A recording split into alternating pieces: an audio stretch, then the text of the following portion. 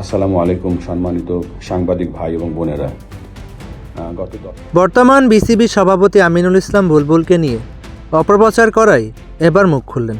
তো দর্শক, এই ঘটনার পুরো বিস্তারিত জানতে ভিডিওটি শেষ পর্যন্ত দেখুন। 25শে জানুয়ারি মধ্যরাতে বাংলাদেশ ছেড়ে অস্ট্রেলিয়ার উদ্দেশ্যে উড়াল দিয়েছেন আমিনুল ইসলাম বুলবুল। এছাড়া এবার কোনো রিটার্ন টিকিটও করেননি তিনি। ফিরবেন বাংলাদেশের জাতীয় নির্বাচনের পর, এমন খবরে সয়লাভ সামাজিক যোগাযোগ মাধ্যম। তবে 26শে জানুয়ারি সকালে নিশ্চিত হয়েছে যে অস্ট্রেলিয়াতে পাড়ি দেননি, বাংলাদেশে আছেন আমিনুল ইসলাম বুলবুল। দেশের ক্রিকেটে স্মরণকালের সবচেয়ে কঠিন সময় চলছে। নিরাপত্তার সংখ্যা হোক আর যাই হোক না কেন, টি-20 বিশ্বকাপে খেলা হচ্ছে না বাংলাদেশ দলের।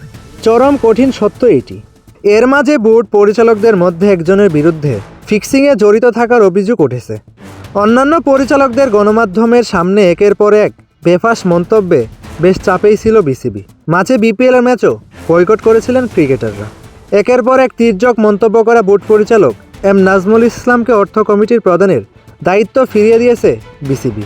এখনও আনুষ্ঠানিক ঘোষণা না আসলেও তা দ্রুত চলে আসবে বলেই নিশ্চিত হয়েছে। বিসিবির এমন টালমাটাল পরিস্থিতিতে বুলবুলের দেশ ছাড়ার গুঞ্জন ওঠে। তবে গোপন সংশ্লিষ্ট সূত্র থেকে নিশ্চিত করেছে যে বাংলাদেশে আছেন আমিনুল ইসলাম বুলবুল, রয়েছেন রাজধানী ঢাকাতেই। কিছুক্ষণের মধ্যেই যাবেন মিরপুর বিসিবির অফিসে। তিনি এক ভিডিও বার্তায় জানান, আমি দেশ ছেড়ে পালানোর লোক নই, আর এমন কোনো কাজ করিনি যে আমাকে দেশ ছেড়ে পালাতে হবে।